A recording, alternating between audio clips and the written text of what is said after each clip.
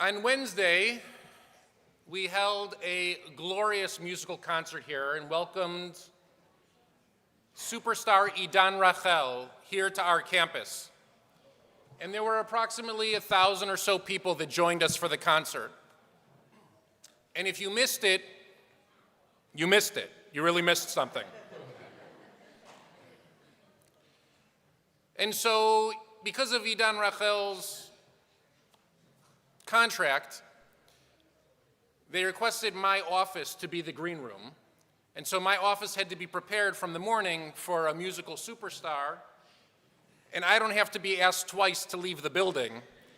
And so I left to do something I haven't done since before the high holidays, and that was to spend the day playing golf with congregants, friend congregants. And so I spent the day with Dorn Tykef and Matthew Ben Bassett, and it was an amazing day.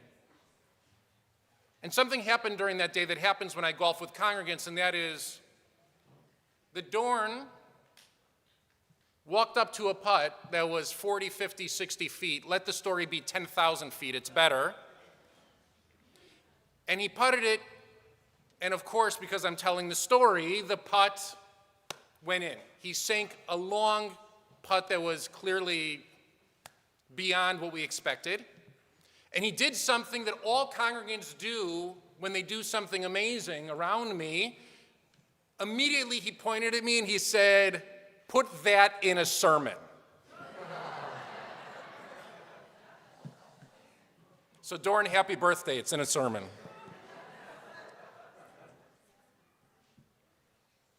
The reason I want to talk to you about that, and the reason I brought it up, is because right now we're immersed in the Torah in a section about Abraham and Sarah.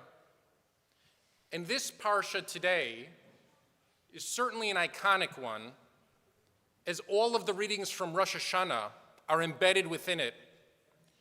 And it's really a parsha that deals with the theme of maturity. And we look at Abraham not only as a forefather, but as a symbol of the first Jewish man. And we wonder how that maturity and wisdom manifests in the world. Usually, the way we talk about maturity and the way we talk about wisdom as a people is in an additive process, meaning to say, we fill your head with more and more stuff. That's how you become wise. We add on to what it is that you know. The more you know, the wiser that you will be. That additive system, that process, that's represented in the narrative. Abraham's name changes and becomes longer immediately before this parsha begins. His name was Avram, and God's blessing to Abram is that he acquires a hay for his name. And so his name is now Avraham at the beginning of this parsha.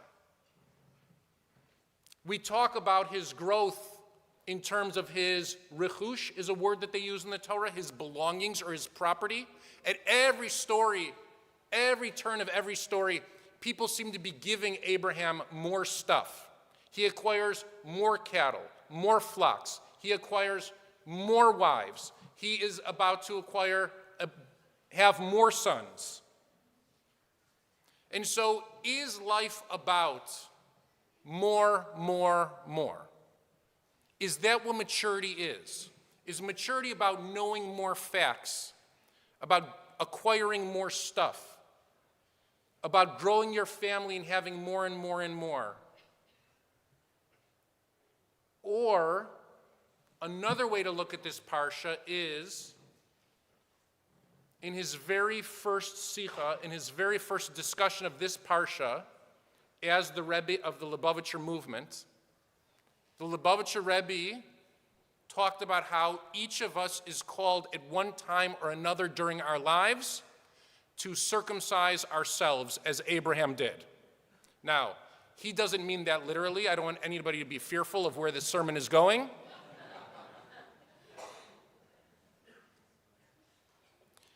But I think what he means and where his sermon ultimately takes you as a reader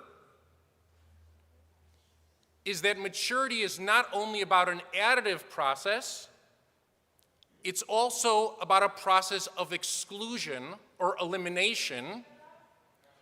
Sometimes we call that word refinement. That means we take something and we make it smaller and better.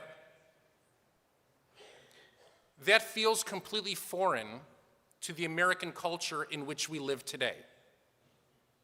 The idea that we would take something big and make it smaller and say that it's better off smaller, it's refined, feels totally foreign today. But if you read the Parsha, you quickly realize Abraham doesn't need 2 wives, he only needs 1. Abraham doesn't need 2 sons, he needs to identify the one.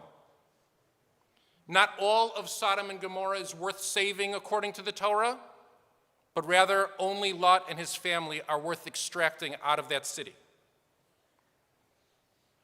Abraham could and was willing to sacrifice his son, but actually pulling him back and preventing him from sacrificing children is actually in the end what God wanted. This is a countercultural argument for us because we live in this moment where our culture seems to be swinging and transforming, and at the same time, you being you and speaking any idea that crosses your mind at any moment seems to be completely virtuous. And that means that anybody can go on any media and spout out any nonsense, and all of us are forced to listen. Because although that person has ideas, it's clear that they're not wise and there's no refinement in their wisdom whatsoever. I was raised in a very different cultural setting where I was taught to think before I speak and to be responsible for the words that come out of my mouth. I think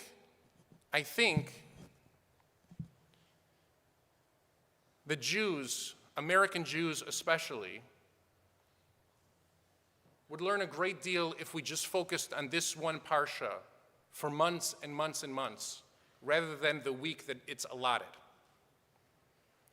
To understand that Abraham and Sarah made difficult choices, and those choices that actually excluded much of the noise away from them led them to the crux of their identity. It led them to the Ikar. It led them to the foundation, the most important matter of who they were as Jews, because let's face it, they were the only Jews in the world. Today, it feels like we're also going to be forced with difficult decisions. And for many, many years in this country, it has been about how much. And in reading this parsha offers us a different path forward, and that is, can we refine what we believe in? Can we refine what we say? Can we refine our mission? Because in this moment, hitting the target is not good enough. We have to hit a bullseye. Abraham and Sarah had to bring about a miracle. And the miracle was, at the age of 190, giving birth to the first Jewish child, which would in turn safeguard a Jewish future. We face the same exact challenge as they. In fact, every generation of Jews has faced the same challenge, and that is, how do we safeguard the Jewish future for the next generation? Refinement, refinement, refinement is not the message that we often hear preached at us by our parents, by our teachers, by our financial advisors, by our rabbis. But we have to contribute to a vision that is sophisticated enough to meet the moment. And as the moment becomes more complex, and there are more people screaming all around us about all sorts of different nonsensical issues that matter a great deal but don't actually move the needle for our community into the red, we need to focus in. We need to focus in as a community and understand where we need to go. Maturity for me is an equation. It's growth plus refinement. And I know you think those two things seem to be at odds with one another in this sermon, but I actually don't think that they are. Growth plus refinement means that we have choices. And those choices are complex, and we're complex, and the smartest amongst us needs to step forward and decide how we meet them. Perhaps maturity this week meant that even though I shot 90 very mediocre shots at golf, I only focus on the one outstanding not performed by myself. I could have just kept shooting and shooting. I could have told you about each and every one of my shots. I could have explained to you every moment of the day. The Torah doesn't do that about Abraham and Sarah's life either. We just hear about the moments in which they have to step up and make crucial decisions. At the beginning of this parsha, Abraham sits alone in his tent. Don't kid yourselves. He felt very alone. By the end of the parsha, by the end of this parsha, he ends up alone as well. But over the course of Parshat Vayeira, he charts the future for the Jewish people. Many Jews in today's world feel like they are all by themselves. Perhaps it's not true. We have many, many friends. Perhaps we were always meant to feel this way, whether or not it's inherently true or not. But I don't think that the aloneness is a physical reality. Abraham at the beginning of the parsha is focused. At the end of the parsha, he's focused. We need to refine ourselves to be able to focus as well. Shabbat Shalom.